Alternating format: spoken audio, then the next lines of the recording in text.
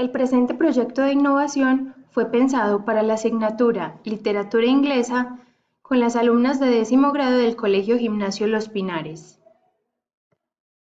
El proyecto fue diseñado con la intención de solucionar algunas problemáticas que se viven dentro del aula, por ejemplo, la falta de motivación de las estudiantes hacia la lectura, las dificultades en los procesos de comprensión de lectura en la lengua extranjera, la monotonía en la clase y la aplicación de las metodologías tradicionales y la necesidad de desarrollar habilidades en la comprensión de lectura por el bajo rendimiento que presentan las estudiantes en las pruebas internacionales. Algunos conceptos clave del proyecto o algunos aspectos a tener en cuenta son, dentro del proyecto se estudiarán los fundamentos teóricos de la prosa y la poesía. Se motivará al trabajo autónomo de las estudiantes desde la casa. Se traerá al aula un juego para practicar lo que se aprendió en casa.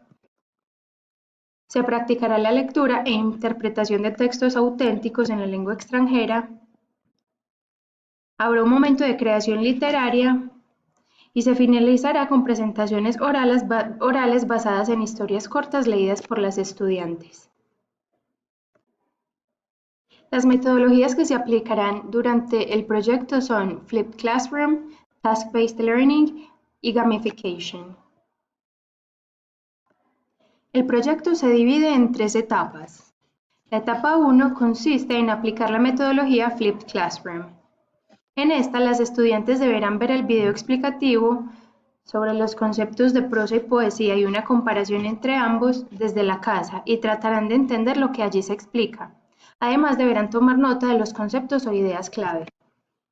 Cuando están en la clase, las alumnas en parejas crearán un cuadro comparativo en Piktochart donde se especifican, desde lo que entendieron y recuerdan, las características de cada uno de estos dos géneros literarios.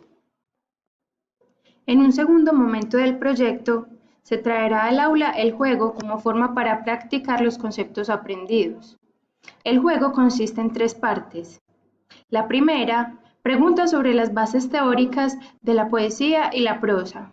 La segunda parte consistirá en que las estudiantes deben determinar si los pasajes o los fragmentos literarios dados son prosaicos o son poesía.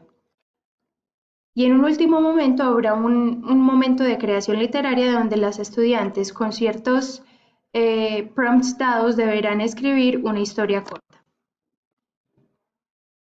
La última parte del proyecto consiste en la evaluación. En esta se dividirá el grupo en equipos de 3 estudiantes, a los cuales se asignará una historia corta del libro Stories of Ourselves de Cambridge. Una vez leída, deberán pensar una forma creativa de presentar la historia a sus compañeras. Los criterios principales para la evaluación de la presentación son entender en profundidad la historia y creatividad para la presentación, es decir, thinking out of the box. El momento de evaluación se hará de forma colaborativa, es decir, se hará coevaluación. Cada estudiante estará a cargo de evaluar una compañera siguiendo una rúbrica dada. Además, deberá enfatizar en aquello que le gustó de la presentación de su compañera y algunas sugerencias para mejorarla en futuras ocasiones. En la rúbrica para evaluar el proyecto innovativo se tienen en cuenta los 10 siguientes criterios. Aprendizaje más allá del aula, experiencia de aprendizaje colaborativo, aprendizaje de competencias del siglo XXI, experiencia de aprendizaje auténtica, experiencia de aprendizaje en base a retos, la evaluación como herramienta de aprendizaje, experiencia de aprendizaje digital, experiencia de aprendizaje sostenible, experiencia de aprendizaje vital y metodologías activas de aprendizaje. Los 10 criterios se cumplen dentro del proyecto, sin embargo, hay unos que se resaltan más que otros. Dentro de este proyecto, principalmente se desarrollan aprendizajes de competencias del siglo XXI, ya que las estudiantes se vuelven conscientes sobre su forma para aprender y cómo pueden aplicar este conocimiento dentro de otras esferas de la vida. Se aplica mucho la evaluación como herramienta de aprendizaje, ya que las compañeras son las encargadas de evaluarse entre ellas y se abre además un espacio para sugerencias para mejorar en futuros proyectos o en futuros trabajos.